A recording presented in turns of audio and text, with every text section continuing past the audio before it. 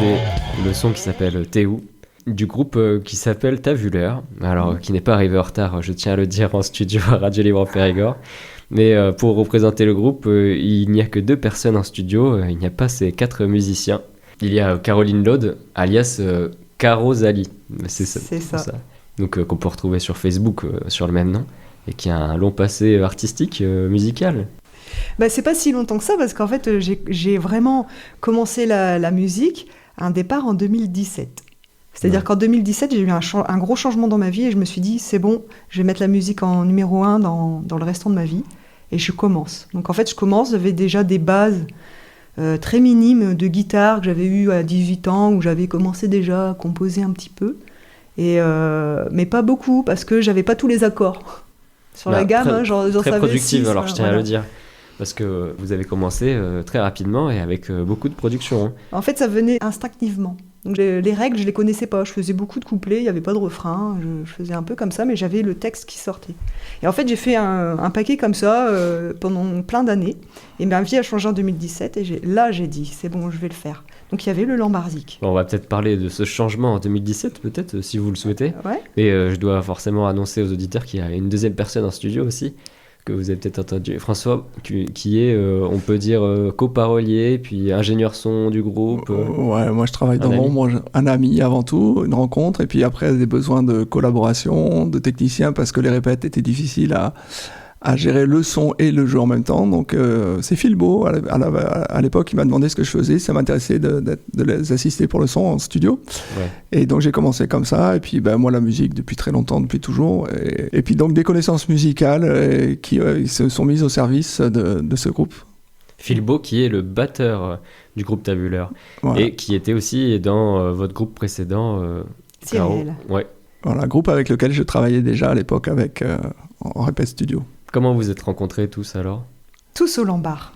Au Lambarzik Café Lambarzik de Lambra, ouais, lors des jams. À Lambra, au nord de Bergerac, là. Voilà. Donc un bar qui fait des jams, comme il y en a quelques-uns en Dordogne, et qui permet de faire pas mal de rencontres. C'est ça. Il y a une belle scène et on est bien accueillis. Et il y a beaucoup de musiciens qui passent par là et on s'amuse le jeudi soir ensemble. Et voilà, après il y a des liens qui se créent, des groupes qui se font et des groupes qui se forment. Ouais. Donc c'était en quelle année que vous avez rencontré Philbo ? 2019, si je ne me trompe pas. Et on parlait de 2017 alors 2017, j'ai commencé à me dire, voilà, je vais faire la musique, vraiment. Et donc du coup, j'ai pris 1 an de cours de chant à l'école de musique de Bergerac, avec Suzelle. Ouais.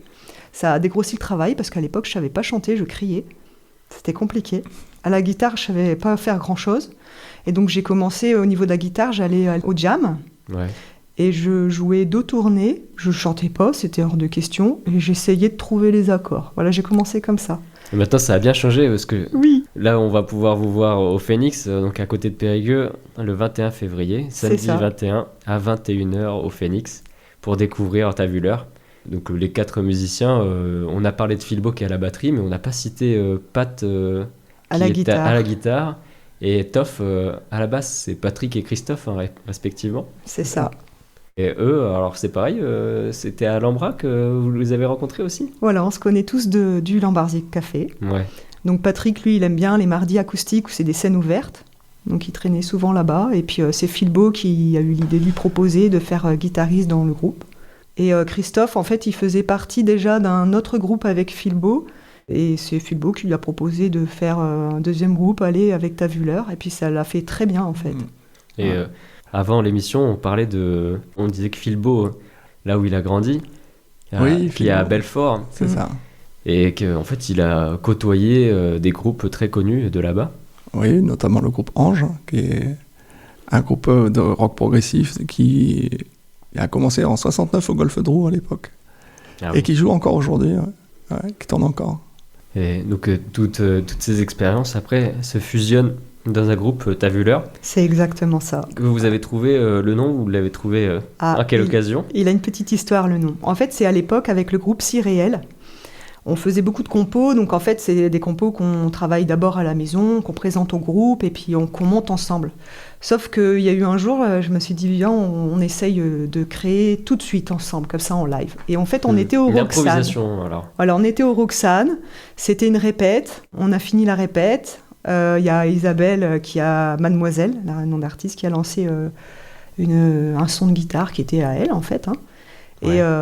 Et moi, j'ai chanté en impro dessus. Et comme on savait il nous restait 5 minutes, j'ai dit « T'as vu l'heure ?» dans mon impro chant, en fait. C'était devenu le titre. Voilà, et en fait, à partir de là, c'était la musique, T'as vu l'heure, c'était une chanson de Cyréelle. Ouais. Et en fait, quand Cyréelle, ça s'est terminé, et qu'il y a eu T'as vu l'heure qui est arrivé, j'ai cherché un nom de groupe, et j'avais adoré cette chanson, et je voulais garder mes paroles, en fait. Donc en fait, on a revisité la musique avec une autre musique, mais avec les mêmes paroles. Ouais. Elle s'appelle toujours T'as vu l'heure. Elle s'appelle toujours T'as vu l'heure. On a aussi une chanson T'as vu l'heure. Version T'as vu l'heure. Une musique éponyme, ça se fait souvent, ça. Oui, c'est ça. Surtout pour les albums, à vrai dire. Ouais, mais voilà, nous on l'a. Et donc du coup, le nom du groupe, ça m'est venu comme ça. D'un coup, la petite lumière, elle s'allume. Et en fait, j'ai envie que ça s'appelle T'as vu l'heure. Et vous n'avez pas forcément d'assiduité plus que d'autres groupes à cause de ce nom de groupe. Vous ne forcez pas à avoir une rigueur sur l'heure, forcément. Pas spécialement. Parce que là, j'ai dit 21h, ça se trouve. Non, on va avec essayer T'as vu l'heure, ça peut être on va essayer d'être une à demi-heure l'heure après. Non, bon, on va essayer. Et on peut donc citer peut-être la musique qu'on a entendue. Alors, Théo, du coup, parle de quoi cette chanson qu'on vient d'écouter? Alors, c'est une des premières compos qu'on a faites avec Christophe avant que Patrick arrive.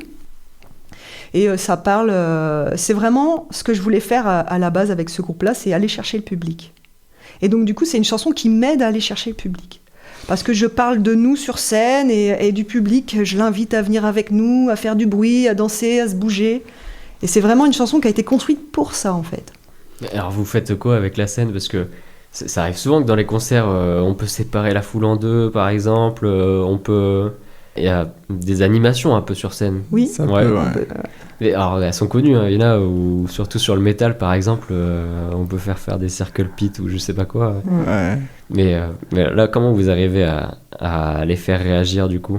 Eh ben, en fait, dans les paroles, je les invite à avoir l'énergie avec nous, en fait. Et puis, petit à petit, je leur demande « Eh, oh, vous êtes où? Eh, oh !» Ben, il faut dire « On est là !» Donc, par exemple, il y a ça. Et puis, à la fin de la chanson, on passe un peu dans un style un peu plus disco, où là, je chante même plus. À la limite, je vais le rejoindre, le public, et je vais danser avec eux, en fait. Je veux vraiment avoir un lien avec le public, parce que c'est ce qui me plaît. C'est un déclic que j'ai eu il y a pas si longtemps que ça, en faisant une jam au hasard à Trémola. Ouais. Et je savais même pas que j'allais chanter en impro. De toute façon, moi j'étais stressée, je vais pas aller là-bas. Puis ça jouait, la musique elle m'a plu. En fait, je sais pas ce qui m'a pris, je crois que j'aime trop la scène en fait, j'y suis allée. Tout le monde était assis. Et puis, mais à la fin, non. Et ouais, mais j'ai improvisé, puis en fait, je savais pas quoi dire. Donc dans l'impro chant, c'était comme ça, je les voyais tous assis, ça m'est venu. Je me suis dit, mais c'est qui le premier qui va se lever? Vas-y, on profite de la vie. Et en fait, il y en a eu un qui s'est levé. Comment aller attraper son public. Mais voilà, et il y en a eu un deuxième, et à la fin, tout le monde dansait, et j'ai plus envie d'être derrière le micro, je les ai accompagnés, et c'était juste... J'ai vécu un moment magique. Et ça a été un déclic. Et c'est ce que j'ai voulu garder et nourrir. Et quand je joue avec T'as vu l'heure, c'est ça que je recherche, en fait. Voilà. Tout un programme. T'as vu l'heure qui est, du coup... une ambition. Je vous vois bien au prix Gorial. Les prix Gorial, vous connaissez peut-être? Oui, et ben en fait, on va jouer au prix Gorial. Ah, ben voilà. Et oui. Donc, festival de musique française avec des compositions françaises. Exactement. Vous êtes tout mérité pour y participer. Ouais. Et avec du monde, alors plus que dans certains bars pour des jams, là, peut-être que vous pourrez finir en slamant. Et comme vous savez attraper le public. Ça serait super, ouais. Si je peux me permettre, donc ils sont programmés pour les prix Gorial cette année, effectivement. Ouais. Ils ont fait un passage en concert officiel au Lombardique déjà il y a encore 28 novembre. Le 28 novembre qui va être encore au Lombardique, et puis après on espère trouver d'autres dates encore même. Bien sûr, le but étant de jouer sur scène. Ah, s'il y a des propositions, on est tout. Alors, en novembre, on n'y est pas encore. Ouais. Non. Donc on diffusera ça de notre agenda sur Radio Libre en Périgord. Et je suis ravi de vous savoir au prix Gorial. Merci. Est-ce qu'on écoute une musique? Ah oui. Mais j'aimerais bien qu'on écoute Influence. Eh bien, on va écouter Influence du groupe T'as vu l'heure. A tout de suite sur RLP.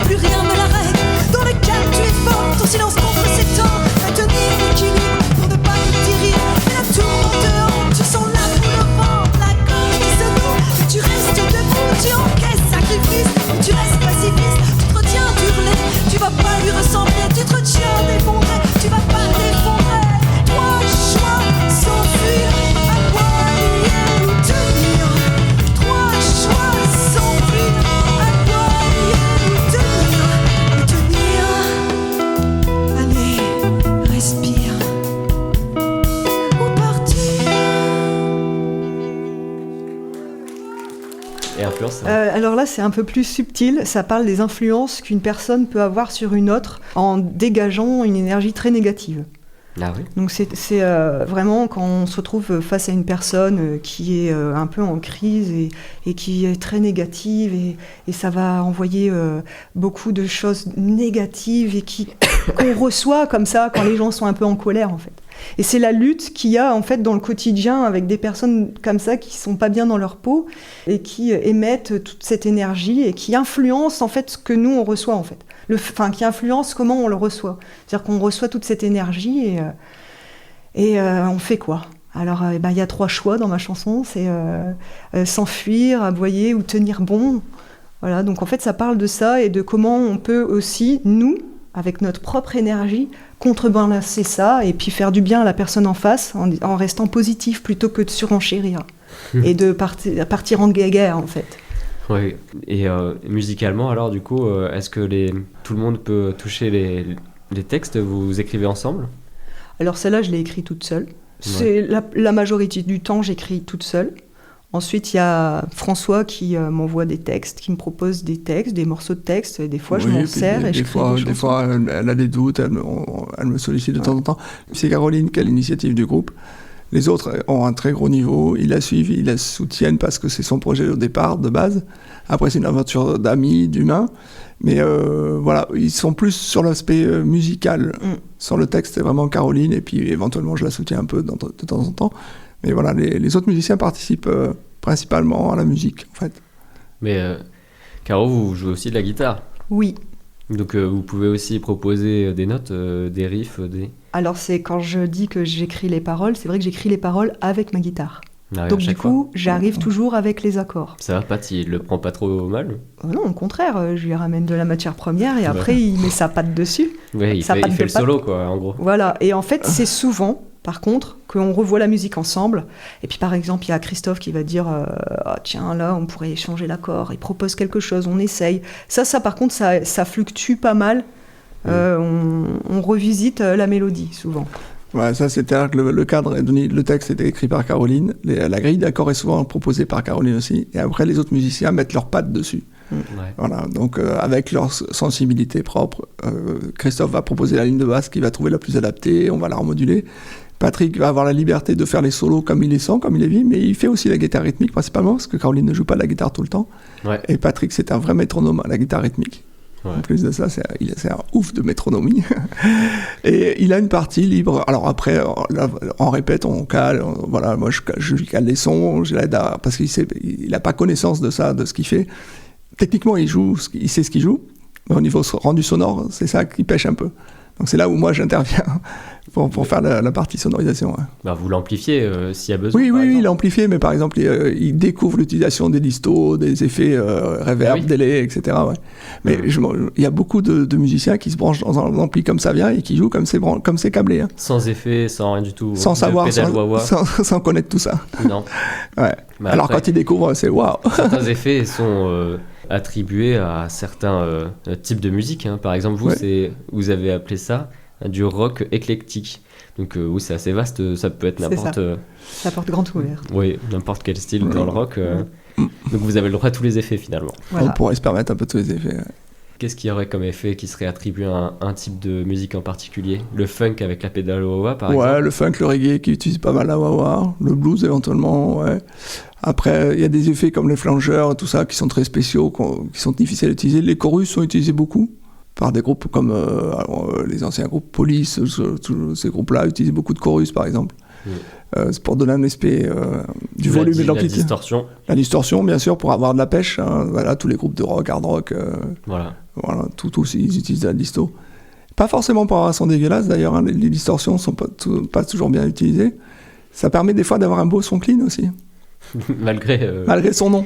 Ouais. Le fait que ça soit trash de base. Ouais. Par exemple, Pink Floyd, il y a de la disto, mais c'est pas ce qui ressort le plus. Ouais. David Gilmour joue avec des distos, mais... Ouais, Pink Floyd, c'est vrai qu'on... C'est pas ce qui ressort le plus en général. Hein. Ouais. Sur leur musique. Dans vos inspirations, vous avez un peu tous ces styles un peu toutes ces influences. Ouais, toutes ces influences. On peut pas dire qu'il y a l'influence... Enfin, je me permets de réagir parce que... Et on peut pas dire que ce soit plus du Pink Floyd que du Noir Désir, que du Nirvana, éventuellement, ou que du autre groupe, ou du Genesis par exemple, hein, qui serait dans... On est ils sont un mélange de tout ça en même temps presque, dans l'influence de départ. Après, c'est difficile parce qu'en fonction des uns et des autres, je sais qu'on a eu quelques divergences au niveau des musiciens, disant que si on dit telle influence, oui, mais c'est pas la mienne. Donc c'est une influence globale en fait, de style pop rock, variété, en même temps progressif, en même temps indépendant, en même temps. Ouais, c'est une espèce de brassage, mais qui reste cohérent malgré tout, parce que ça part pas dans tous les sens. Ça pourrait être la porte ouverte à partir dans tous les sens, c'est pas le cas. Oui. Il y a quand même une cohésion. Oui, et donc pour découvrir ça, le 21 février, samedi 21, au Phoenix, donc, qui est dans la rue La Rampensol. C'est ça. Ouais. Donc c'est un bar, le Phoenix. Voilà, et ils font à manger aussi.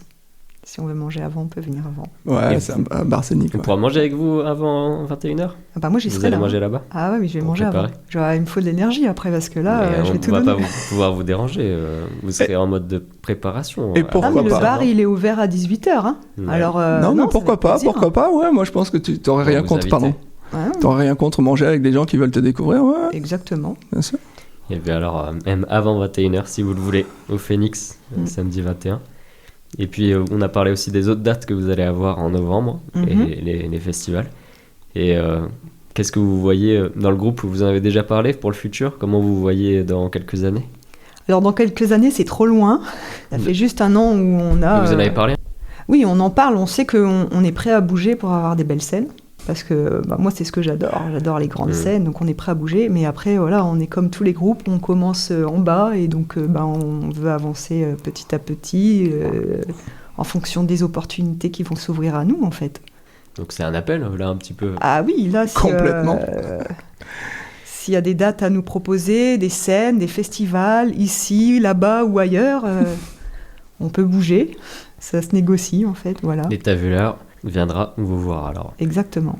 Et finissons donc cette découverte musicale avec une de vos vidéos que vous avez mis sur YouTube. Plusieurs extraits des sons que vous avez joués le 22 novembre au Lambarzik Café. Oui. Eh bien, Caro, merci. François, merci aussi. Merci. Et à bientôt alors. Au plaisir. Salut provient du latin salus, signifiant santé ou bien-être.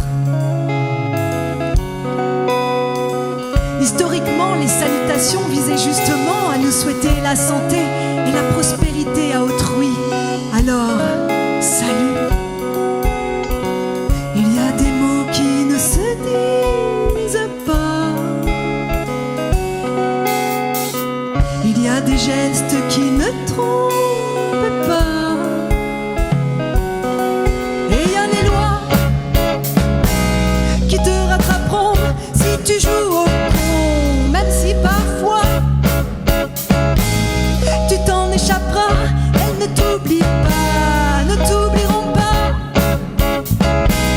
ne t'oublieront pas, ne t'oublieront pas, ne t'oublieront pas. Les cœurs perdus, les cœurs battus, les cœurs déchirés, les cramés, les cœurs en pleurs qui s'écœurent, les cœurs en détresse avec trop de stress, les cœurs recousus, les cœurs soutenus, les cœurs rafistolés, aimés, les cœurs qui sourient, ceux qui aiment la vie, les cœurs sans peur et tous ceux du bonheur. Salut! Quoi qu'il en pense, la pluie qui coule de mes yeux sont des larmes, sont des cris. Pas un jeu malicieux comme c'est cruel de m'imposer un éther. Mais méfie-toi des sons qui tombent à terre.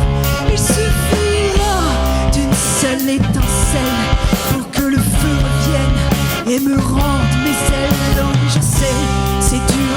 Tu entraînes les pieds chaque jour et même à cette allure, avec tout ce que tu endures. Oh oui, je sais, c'est dur. Tu entraînes les pieds chaque jour et